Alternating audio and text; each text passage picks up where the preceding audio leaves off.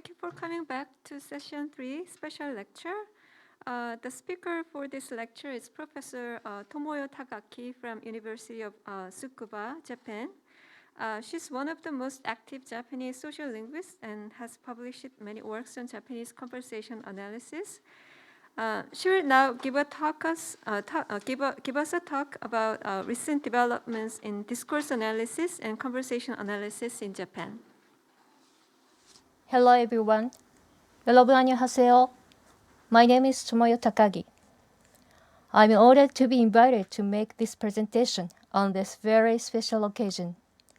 I extend my heartfelt congratulations on the 30th anniversary of the Sociolinguistic Society of Korea.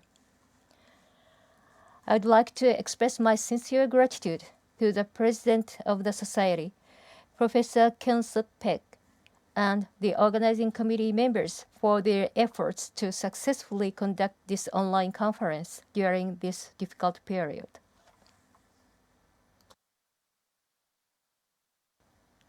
Let me quickly introduce myself. I teach at the University of Tsukuba in Japan. I'm a researcher in the field of conversation analysis, and I'm interested in analyzing various practices used in everyday conversations between adults, caregiver-child interaction, and I'm recently interested in interaction involving autistic children. In this presentation, I'd like to offer a brief description of the recent development in discourse analysis. Hereafter, I call it DA, and conversation analysis, CA, in Japan. Since I'm a researcher in CA, I hope you will excuse me for focusing on qualitative approaches to spoken discourse than quantitative approaches or written text. Also, in the interest of time, I would like to limit myself to a very brief overview of major approaches used in what can be roughly called sociolinguistic studies of discourse. Subsequently, I will illustrate some of the analytical points found in a single extract from a naturally occurring interaction for the purpose of illustrating one example in which I believe the interaction of CA has a tremendous influence on. It's a long-cherished topic of sociolinguistic discourse studies in Japan. Back channel, called aizuchi in Japanese.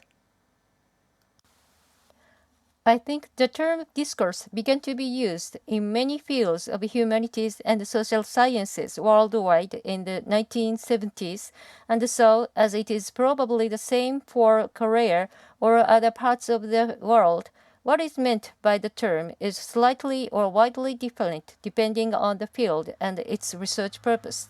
Accordingly, I think there is no official consensus or unified view in Japan as to what exactly discourse analysis or discourse studies refer to. Such approaches as ethnography of communication and interactional sociolinguistics, led by scholars such as Del Heimus, John Gumpers, and Deborah Tannen, began to be introduced in Japan in the 1980s, mainly by Japanese researchers who studied at universities in the United States. Researchers who have conducted their studies on Japanese discourse taken from real-life language use, applying these approaches, began to form a field roughly called discourse analysis.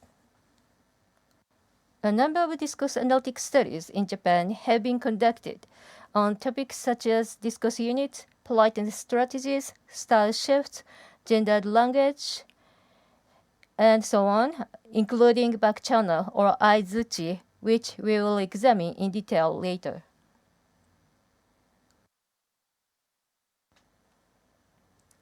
The introduction of conversation analysis, initially developed by Harvey Sachs, Emmanuel Shagaroff, and Gail Jefferson, came somewhat later in the late 1980s and 90s. Around the time CA was introduced into Japan, it was likely to be confused with DA. After CA came to be known in relevant fields as an independent approach with a distinct theoretical background and analytical method, there was more awareness of the difference between DA and CA, and people began to avoid using the term conversation analysis to refer to studies that do not use a conversationalistic approach. A few important studies in ethnomethodology, the theoretical basis of CA, had been translated into Japanese by sociologists in Japan, and there were some publications in the late 1980s and 90s by these sociologists interested in ethnomethodology. In the meantime, some Japanese researchers who were linguists or sociologists learned CA abroad from the founders of CA or their students, and some of them returned to Japan to gradually build, in collaboration with domestic researchers, an academic community of ethnomethodology and conversation analysis. The Japanese Association for Ethnomethodology and Conversation Analysis was established in 1993, and it comprises about 250 members now. Also, in 2016 and 2017, two introductory textbooks on CA were published. Both of them are in Japanese, use Japanese data, and deal with issues specific to the Japanese language. Incidentally, I co-authored the blue one, published in 2016, with two of my colleagues, and the authors of the white one are my research collaborators as well. Now, let me talk about the very basic standpoint of CA. CA views verbal communication as a social interaction, namely an exchange of social actions that are formulated through the use of linguistic and non-linguistic resources. Interaction is organized and ordered to intersubjectively and collaboratively accomplish real-life practical projects in our social world, such as asking your sister to buy something for you, inviting to go shopping together, offering to bring some food for a neighbor, narrating the story of a car accident you witnessed, and so on. Thus, CA looks at linguistic forms as one of the various resources for producing actions and organizing interaction. Therefore, researchers who have been qualitatively analyzing their discourse data to determine why particular linguistic forms are used at particular points in discourse have gradually become interested in CA in the hope that CA will offer them a more systematic and rigorous method to analyze their data. Thus, in recent years, the analytical method and concepts of CA are purposefully adopted in the fields that deal with real-life language use, especially in studies of foreign language education that analyze classroom interaction, multimodal studies that investigate the use of various non-verbal resources in interaction, ethnographic studies, the sociocultural approach to learning and development. Some researchers seem to be eager to employ a CA method to analyze their own data. There is, of course, the issue of possible incompatibility between the analytical method and the purpose of the study, which has been identified in some studies. There is also the issue of distortion and oversimplification of the method and concepts of CA when adopted in other fields. I will not delve into these issues today, but I think the fact that CA is now gaining attention and is being used in many fields in humanities and social sciences indicates the strength of CA and its potential for contributing to further understanding what the human is as a social being. Now, it also deserves special mention that there are few corpora of natural conversation in Japanese that are available to any researchers, free of cost or for a fee. These corpora are created by researchers at the National Institute for Japanese Language and Linguistics and contain a large collection of conversations in Japanese in the form of audio or video files and transcripts, which are very useful for both qualitative and quantitative studies of Japanese discourse. Now, I would like to demonstrate, using one extract from audio data of naturally occurring interaction, how one of the most popular topics in Japanese DA can be reanalyzed by introducing the perspective of CA. The topic I'd like to take up today is back channel or aizuchi in Japanese. After DA was introduced in Japan in the early 1980s, researchers began paying attention not only to speakers' language behavior in real-life language use, but also to hearers' behavior and started to notice its importance for understanding human communication. They also realized that the way back channel is used in Japanese differs from the way they are used in English, the language on which most of the early discourse analytic or quantitative studies on back channel were done. Thus, many of the studies of Japanese aizuchi in the mid and late 1980s were often comparative or conducted from the perspective of Japanese language teaching and often emphasized the collaborative nature of informal Japanese conversation based on the frequency or timing of aizuchi.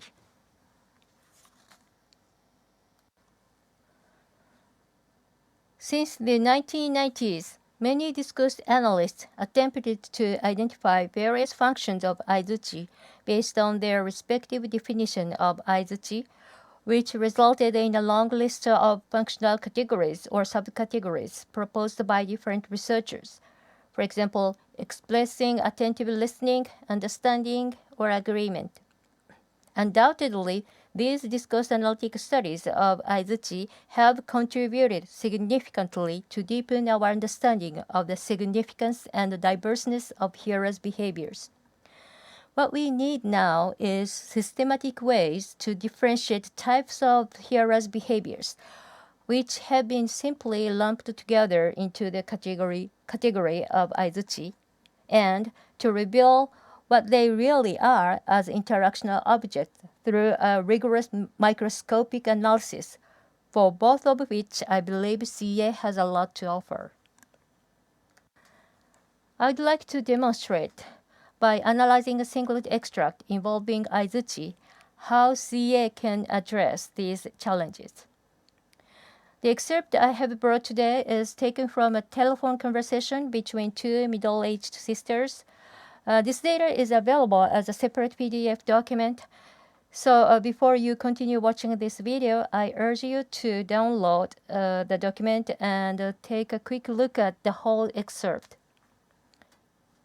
In the earlier part of the conversation, Y had asked H to pick some pears for her family when H goes to some store after this conversation.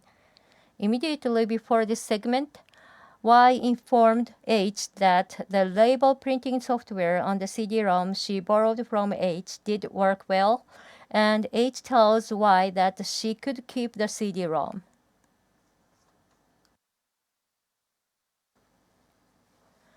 This topic on the software has been closed with H's confirmation request, so that was okay in line 1, and Y's positive response to it in line 2. Y then initiates a request sequence in line 4.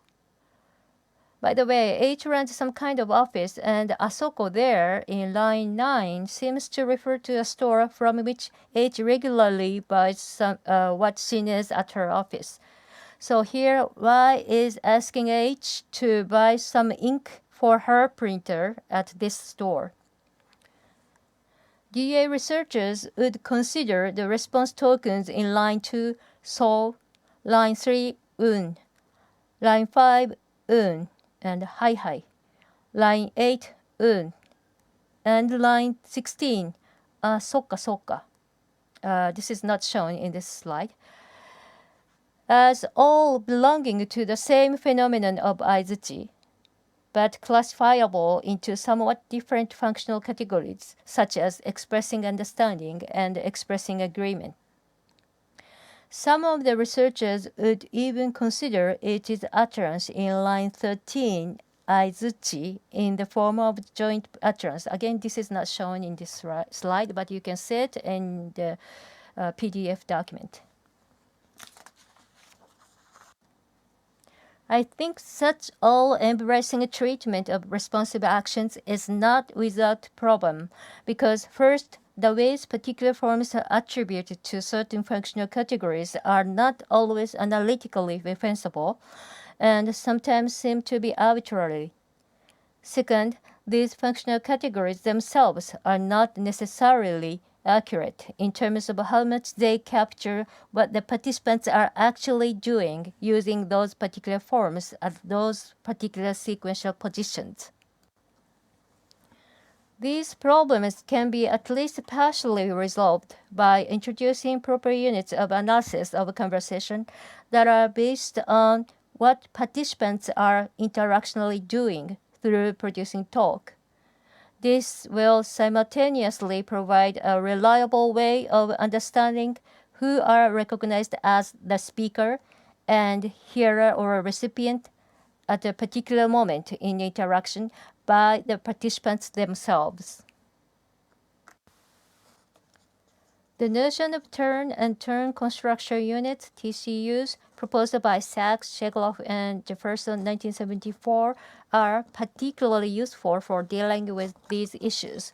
Now let me use this short exchange where the same participants, Y and H, the sisters, are talking about the CD-ROM to illustrate this point. Recall that CA views verbal communication as an exchange of social actions. Turn-taking is a system for exchanging these social actions, and a TCU is a unit of action, officially addressed to a co-participant, implemented through an utterance. Based on the action addressed to him or her, the co-participant can produce the next action in the next turn. Okay, so therefore the producer of the current TCU is the speaker. The completion point of a TCU is a point where a certain recognizable social action such as questioning, requesting, inviting, answering, accepting the invitation, and so on, can be heard as complete in that particular context. Each TCU can be a complete turn by itself. Therefore, the completion point of each TCU constitutes a place at which the turn transition becomes relevant. This is called a transition relevant place, TRP. However, it does not imply that turn transition always occurs at a TRP, and therefore a turn may consist of more than one TCU, which results in a multi-unit turn. Because TCUs are not grammatical units but units of action, they can consist of not only full sentences but also what are grammatically called subordinate clauses, phrases, or even small lexical items such as particle, depending on the context. For example, Y's utterance in line 15 is grammatically a subordinate clause because the predicate omou, think, is in a conjunctive form, omotte. However, by the time Y produces omotte, the TCU can be considered as complete because of its falling pitch toward the end of this utterance, the speaker's overlaid laughter, and most importantly, the fact that it is fully understandable as an answer to H's preceding question. This is also shown by H's early response to it, initiated at the moment. The reason why Y did not buy the ink at the store she visited is revealed. At this point, it is clear enough for H to understand that Y did not buy the ink there because its price was high, not because they did not carry the ink. This answer, in fact, places Y in a somewhat delicate position as shown by Y's own laughter toward the end of the utterance, which also partially accounts for the reason why H initiates her acknowledging turn in line 16 at such an early point. By doing so, H, as the very one who elicited Y's somewhat embarrassing answer, can end that embarrassing moment as soon as possible by moving the interaction forward. As I have just said, H does take a turn in line 16 to implement an action of acknowledging Y's preceding answer, which serves as a step toward the acceptance of Y's request. Therefore, as long as aizuchi is hearer's behavior by definition, H's utterance in line 16 is clearly not aizuchi. H's utterance here is completely different from any type of hearer's behavior in terms of how it contributes to interactional organization. The same applies to Y's positive confirming action in line 2, produced in response to H's confirmation request, as well as H's action in line 3 that acknowledges Y's preceding confirmation, each of which constitutes a turn, implementing an action that contributes to organizing the sequence and moving the interaction forward. Thus, by employing the notion of TCUs, we can be clear about who the current speaker is. The speaker is the one who is currently producing a TCU, and the hearer is the recipient of that current TCU. If we look at Y's utterance from line 4 to line 9, for example, it is also clear that Y is the speaker who is producing a current turn implementing a request, and H is the hearer, or more precisely, the recipient of the request turn. However, it is also important to note that Y was able to accomplish this turn in collaboration with the recipient H, who has shown her attentive recipiency at the appropriate moment. We will examine how later. In any case, based on the notion of TCUs and turns, we can see one of the most typical items that have been called aizuchi as a display of continued recipiency produced by the recipient of the current turn, or TCU. I'll call it recipiency display for short. This is what the uns here are basically doing. Therefore, again, they should be differentiated from other types of responsive actions that are produced as responding turns as a result of turn transition, as we have just seen in lines 2, 3, and 16. Of course, depending on exactly where within the current turn such a recipiency display token is produced, there will be different interpretations of what the recipient seems to express with that particular which partially accounts for so many different categories of functions of aizuchi proposed so far, mostly given in such a form as expressing agreement and so on. However, what the recipiency display token does, in addition to simply displaying continued recipiency, cannot be understood without carefully analyzing in what interactional environment the token is produced. It's worth mentioning here the notion of response opportunity places proposed by Nishizaka 2017. He introduced this notion to refer to the places where the ongoing talk is still incomplete while the recipient can display their recipiency, just as H does in line 8. Through a detailed analysis of examples, he persuasively demonstrates that these response opportunity places are interactionally significant. They are systematically used as loci for initiating solutions to various possible interactional problems. Returning to our Japanese data, the end of Y's utterance in line 6 is just such a moment. Y's request turn consists of two TCUs, with the utterance in line 1 constituting the first TCU, that can be characterized as what Shegloff 1980 calls a pre-pre, which I will explain later, and the utterance in lines 6 and 9 constituting the second TCU that implement the request itself. While second TCU, implementing the request itself, is initiated with the filler-like item ano, and then mentioning of the target object, printer no ink for the printer. In making this request, it is very crucial for Y to have the recipient H recognize which ink she is talking about, and therefore this is exactly the moment Y should establish H's recognizability of the target object of the request. Y holds her talk at the end of the phrase printer no inku, stressing the last beat ku. The moment H produces a rather stressed to indicate her recognition, Y proceeds to the subsequent predicate, implementing the request, 買ってくれる? Could you buy?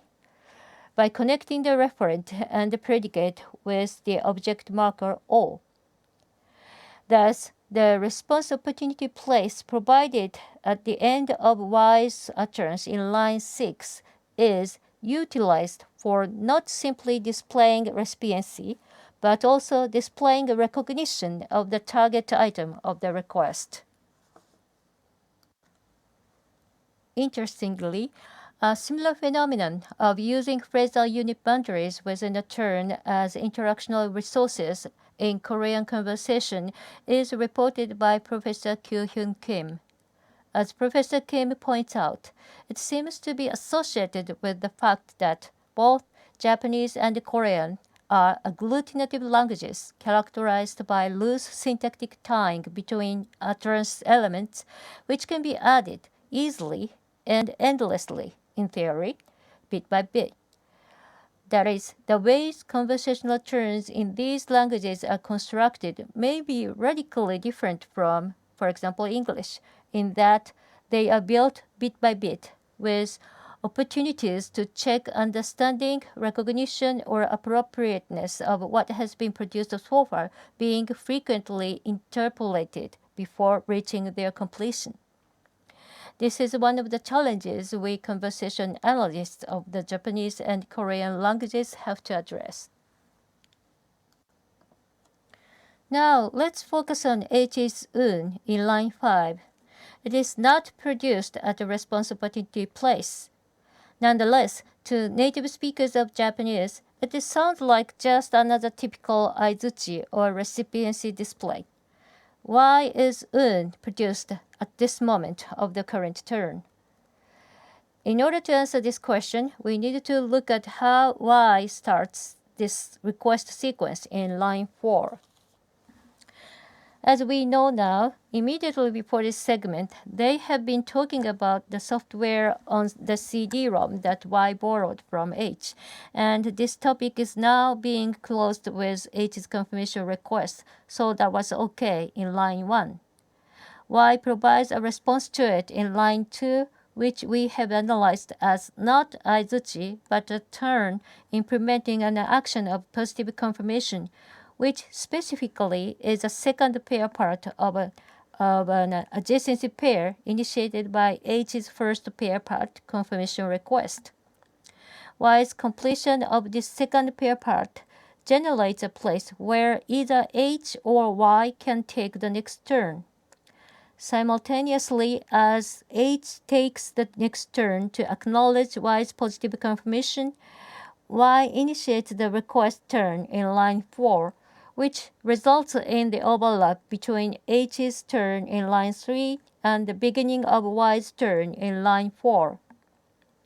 H's in line 5 is produced right after H hears Y say, でもう一つ and one more, で and project the speaker is moving to the next phase of the interaction, and one more makes it clear that it will be a repetition of something that has been addressed in the prior context. Therefore, by the time H produces in line 5, it is probably clear to H that Y is reinitiating some interactional project.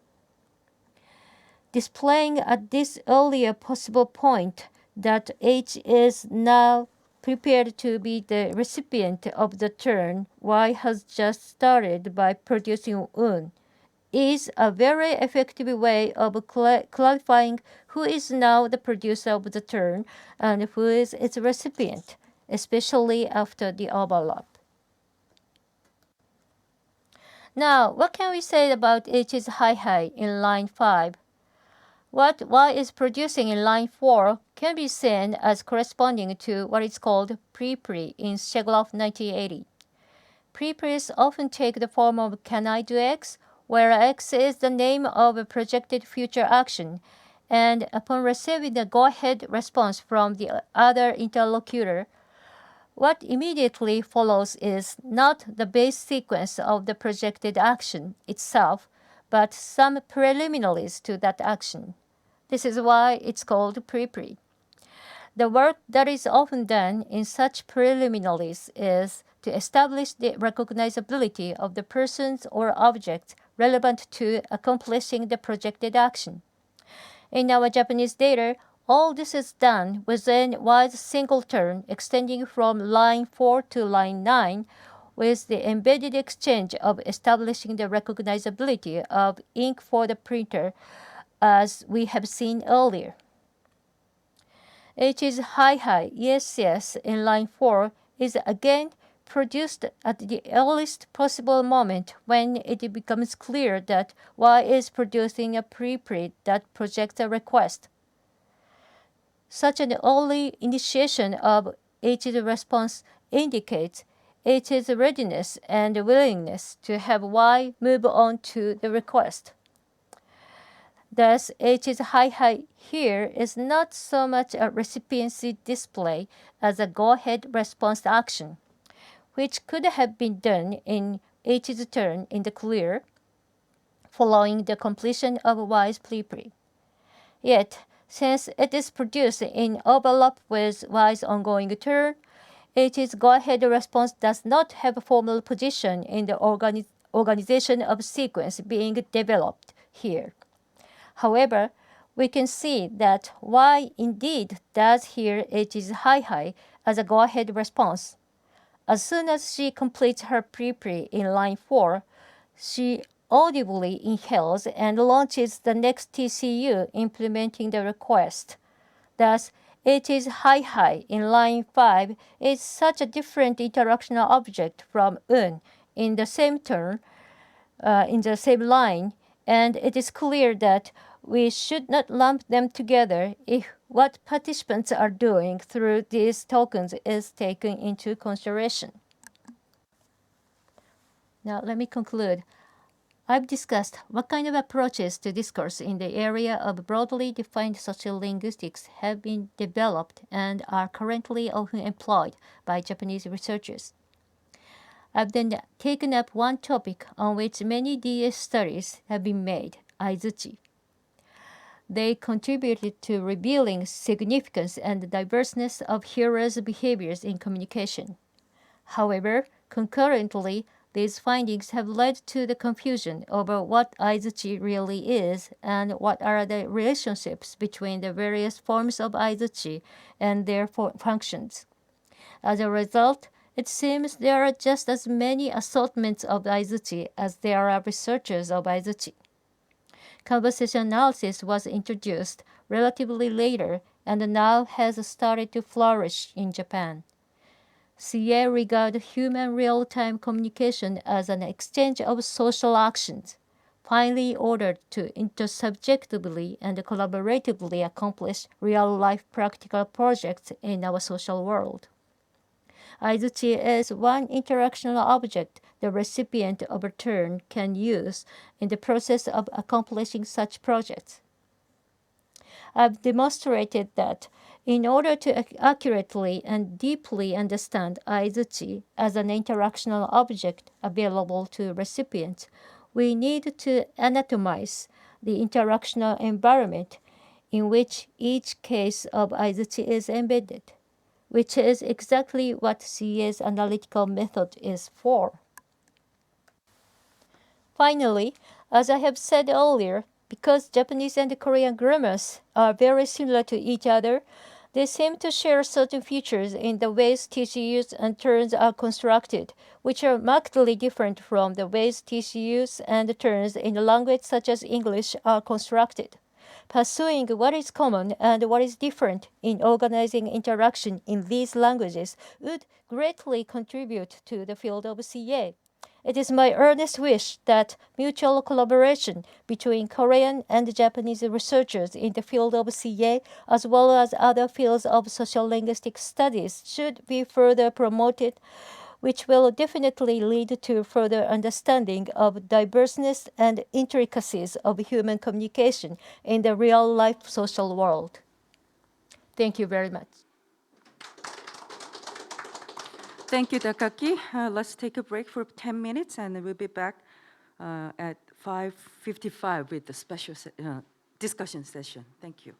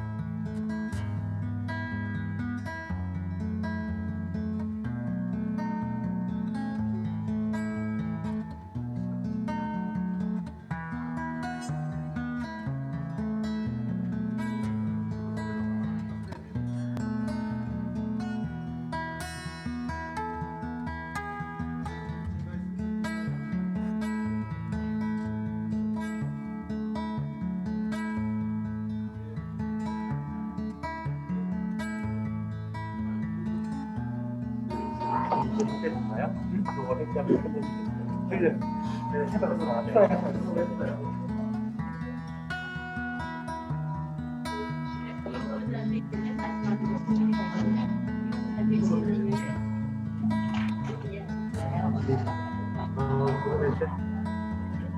다른 저기 해지가 돼서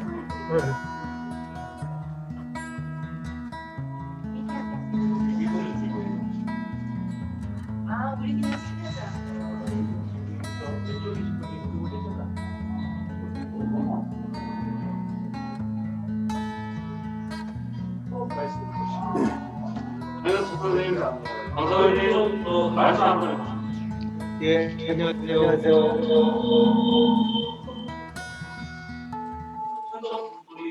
나도 이야기해도 돼요?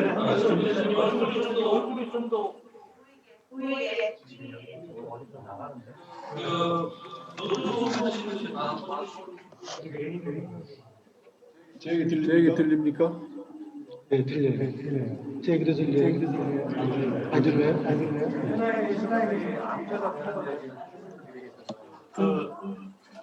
주원자 이거 네.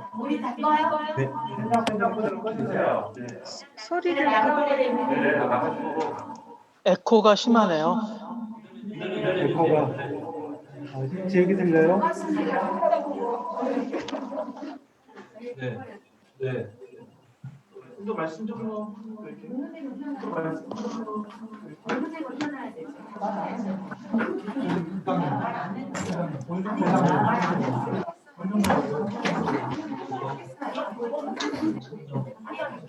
발표자분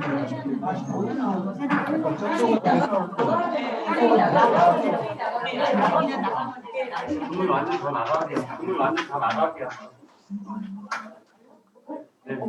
아니 안 돼. 여기는 아니 이것 때문에 그러네. 지금 이것 때문에 그래요. 마이크 번역을 올려야 돼. 나갈 수가 없어.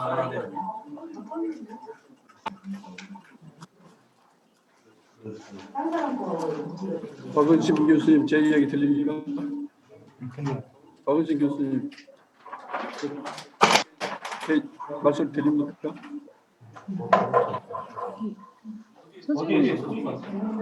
선생님, 여기 제가 켜놓은 상태인데 괜찮을까요? 소리는?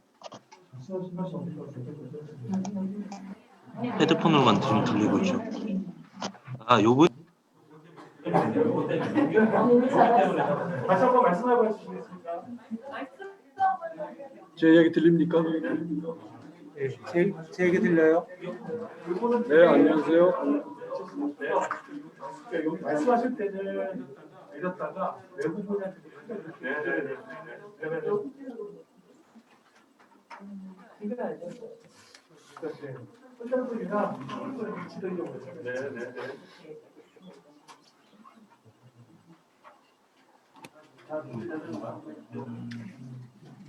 뭐, 이거 있죠?